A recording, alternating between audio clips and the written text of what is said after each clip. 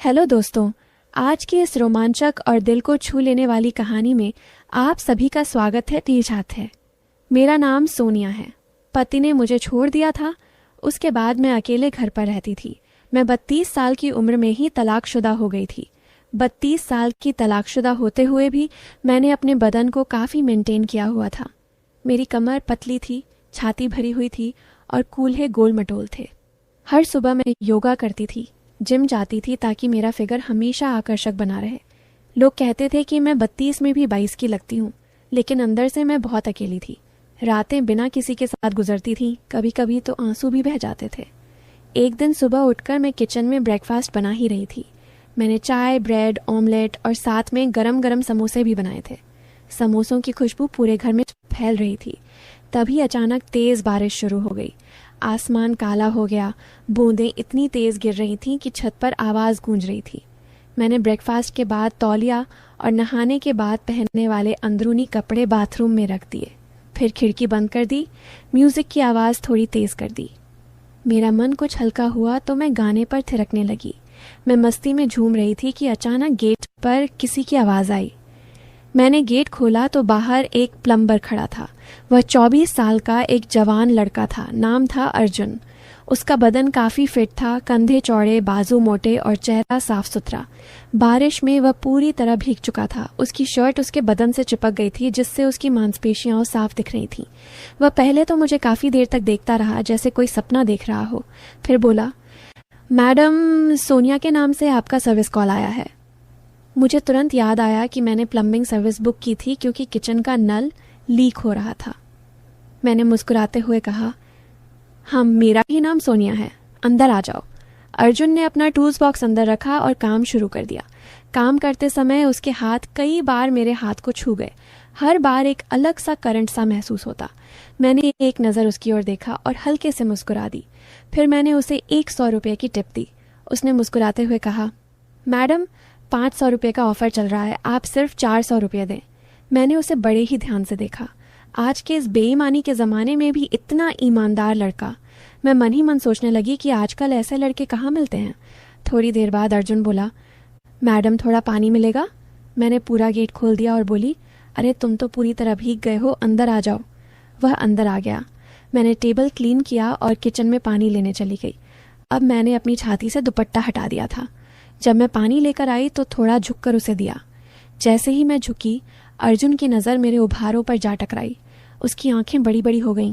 पानी पीते पीते वह बार बार नज़र बचाने की कोशिश कर रहा था, लेकिन उसकी आंखें बार बार वहीं रुक जातीं। अचानक उसने छींक दी। मैंने कहा, अरे तुम्हें तो सर्दी लग गई है, बारिश अभी भी तेज़ है। अगर चाहो तो थोड़ी देर यहाँ रुक जाओ। तुम्हारे कपड़े भीगे हैं, बाथरूम में जाकर फ्रेश हो जाओ। अर्जुन बाथरूम में चला गया। उसने दरवाज़ा बंद किया और लाइट जलाई।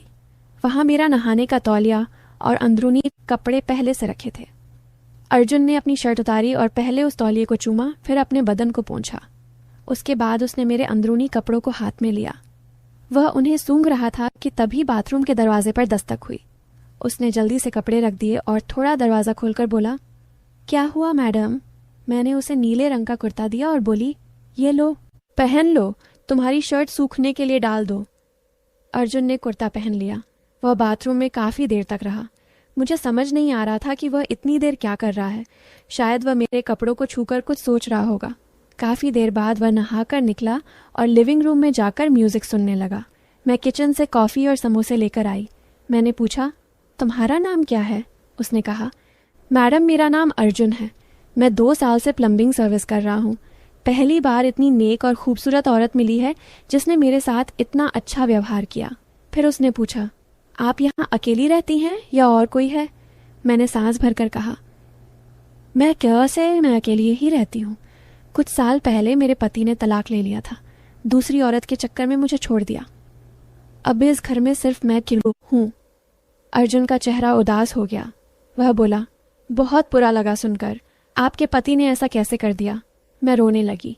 अर्जुन ने मेरे कंधे पर हाथ रखकर कहा, रो मत सोनिया जी, अब सब ठीक हो जाएगा। उसने अपने बारे में बताया। उसने ITI तक पढ़ाई की। इस शहर में अच्छी जॉब की तलाश में आया था, लेकिन जॉब नहीं मिली तो प्लम्बिंग शुरू कर दी। वह बहुत मासूमियत से अपनी कहानी बता रहा था। मैं भी अपना दर्द बांट रही थी। हम दोनों बात करते करते 1.5 घंटा हो गया। मैंने अपनी पुरानी फ़ोटो एल्बम निकाली और उसे दिखाने लगी। अर्जुन हर फोटो पर कहता, वाह सोनिया जी, आप तब किसी परी से कम नहीं थी, इतनी खूबसूरत। मैंने मुस्कुराते हुए कहा, और अब मैं बूढ़ी लगती हूँ क्या? वह तुरंत बोला, नहीं नहीं, आप अभी भी उतनी ही खूबसूरत हैं, बल्कि और ज़्यादा। आपकी आंखें, आपकी मुस्कान, आपका पूरा बदन। वह बात अधूरी छोड़कर शर्मा गया। मैंने कहा, तुम यहीं बैठो, मैं नहा के आती हूँ। मैं नहाने चली गई, लेकिन मन में अर्जुन की नज़रें घूम रही थीं। नहाते समय मैं सोच रही थी कि वह मुझे देख रहा होगा। नहाकर मैं लाल रंग की साड़ी पहनी, ब्लाउज़ काफ़ी टाइट था, पल्लू छाती पर लपेटा और सिर पर तौलिया बांधा। मेरे गीले बाल खुले हुए थे, पानी की बूंदें कंधों पर गिर रही थीं। जब मैं लिविंग रूम में आई तो अर्जुन मुझे देखकर हैरान रह गया। उसकी नज़रें मेरे गले के नीचे रुक गईं। वह मदहोश सी आवाज़ में बोला, सोनिया जी, आप अभी भी किसी को भी दिल जीत सकती हो। फिर मैंने बाथरूम से आवाज़ दी, अर्जुन, तौलिया भूल गई हूँ, प्लीज़ दे दो। वह तौलिया लेकर आया। मैंने दरवाज़ा थोड़ा खोला। उसका हाथ मेरा हाथ छू गया। उस पल दोनों के दिल तेज़ धड़क रहे थे, लेकिन वह कुछ नहीं बोला। मैं नहाकर बाहर आई तो शाम के 5 बजे थे। बारिश थोड़ी कम हुई थी। मैंने शाम का नाश्ता बनाया, चाय, पकौड़े, समोसे। हम दोनों साथ बैठकर खाने लगे। बातें करते करते अर्जुन ने पूछा, आप दोबारा शादी क्यों नहीं कर लेती? आप अभी भी जवान और खूबसूरत हैं। मैंने कहा, तुमने शादी क्यों नहीं की? वह बोला, माँ जिद करती है, लेकिन मुझे कोई लड़की पसंद नहीं आई। मुझे तो ऐसी लड़की चाहिए जो आप जैसी हो, समझदार, घरेलू, रोज़ गर्म कॉफ़ी और समोसे बना दे। मैं शर्मा गई और बोली, अर्जुन, मैं तुमसे 8 साल बड़ी हूँ और तलाकशुदा भी। वह बोला, तो क्या हुआ? आपका पति आपको छोड़ गया था? इसका मतलब ये नहीं कि आप जिंदगी भर अकेली रहो। मुझे आप बहुत पसंद हैं सोनिया जी, मैं आपको खुश रखूँगा हर पल। मैंने चिंता जताई। तुम्हारे माता पिता मानेंगे? वह हंसकर बोला, शादी मुझे करनी है ना, मम्मी पापा को नहीं। जब मियाँ बीवी राजी तो काजी क्या करेगा? रात के 8 बज चुके थे। अर्जुन के फ़ोन पर उसकी मम्मी का कॉल आया। वह बालकनी में बात करने गया। मैं दीवार से कान लगाकर सुन रही थी। अर्जुन ने कहा, नहीं मम्मी, अब कोई लड़की मत देखना। मुझे यहाँ एक लड़की पसंद है और मैं उसी से शादी करूँगा। मैं शर्मा गई। दिल ज़ोर से धड़क रहा था। जब वह अंदर आया तो मैं पीछे से उससे लिपट गई। अर्जुन ने मुझे अपनी मजबूत बाहों में भर लिया। तभी बारिश फिर तेज़ हो गई। मैंने कहा, अगर बुरा ना मानो तो आज यहीं रुक जाओ। अर्जुन बोला, मेरा मन भी यही कर रहा है। मैंने कहा, मैं किचन में सो जाऊंगी, तुम बेडरूम में सो जाना।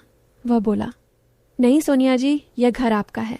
मैंने मुस्कुराते हुए कहा, अभी तो नहीं है, लेकिन शादी के बाद यह तुम्हारा भी हो जाएगा। यह सुनते ही अर्जुन ने मुझे और कसकर गले से लगा लिया। उसने मेरे गालों पर जोरदार किस किया, फिर मेरे शरीर से पल्लू सरका दिया। मैं भी उससे पूरी तरह लिपट गई। वह मुझे चूमने लगा, मेरी गर्दन पर, मेरे कानों पर। हम दोनों की सांसें तेज़ हो रही थीं। मैंने अपना सब कुछ अर्जुन को समर्पित कर दिया, क्योंकि हम दोनों अब एक दूसरे के साथ पूरा जीवन बिताने वाले थे। उस रात बारिश की आवाज़ के साथ हमारी कहानी शुरू हो गई।